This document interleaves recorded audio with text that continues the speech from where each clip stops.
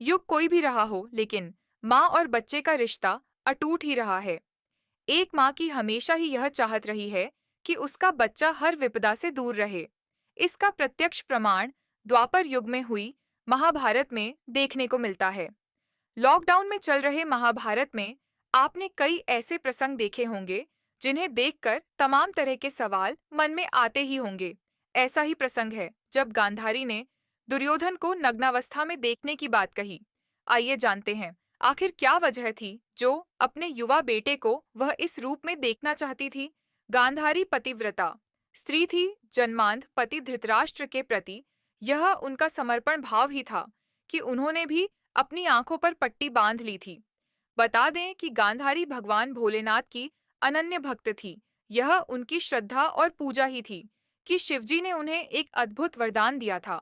कथा मिलती है कि भोलेनाथ के दिए हुए वरदान के मुताबिक गांधारी जिस किसी को भी पट्टी हटाकर देख लेती, उसका शरीर व्रज के समान हो जाता।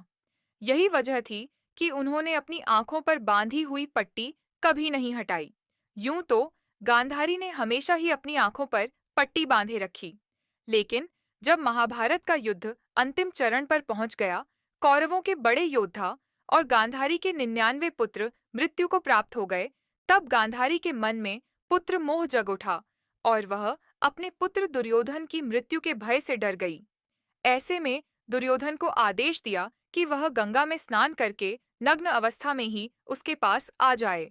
कथा के अनुसार जब दुर्योधन अपनी मां गांधारी के कहे अनुसार गंगा स्नान करके लौट रहा था, तभी गांधारी से मिलकर लौट रहे श्री कृष्ण की नजर दुर्योधन पर गई।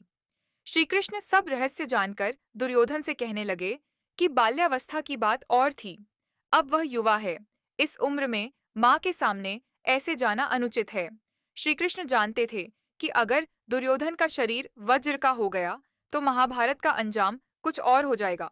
इसलिए उन्होंने यह दांव चला था। दुर्योधन ने सोचा कि श्री कृष्ण कह तो उचित ही रहे हैं, तब उसने अपने कमर से निचले हिस्से को पत्तों से ढक लिया। इसके बाद वह माता गांधारी के पास पहुंचा। जैसे ही माता ने उसे देखा, उसका पूरा शरीर वज्र के समान हो गया, लेकिन जो हिस्सा पत्तों से ढका था वह सामान्य रह गया। गांधारी दुर्योधन की इस भूल पर बहुत रोई, लेकिन अब कुछ हो नहीं सकता था। महाभारत के अंतिम युद्ध में दुर्योधन को भीम ने ललकारा और इनके बीच गदा युद्ध हुआ। गदा युद्ध में भीम पर दुर्योधन भारी होता जा रहा था, क्योंकि भीम के वार का दुर्योधन पर कोई असर नहीं हो रहा था, क्योंकि उसका शरीर वज्र का हो चुका था। ऐसे में श्री कृष्ण ने भीम से कमर पर वार करने को कहा और स्थिति उलट गई। दुर्योधन युद्ध में वीर गति को प्राप्त हुआ।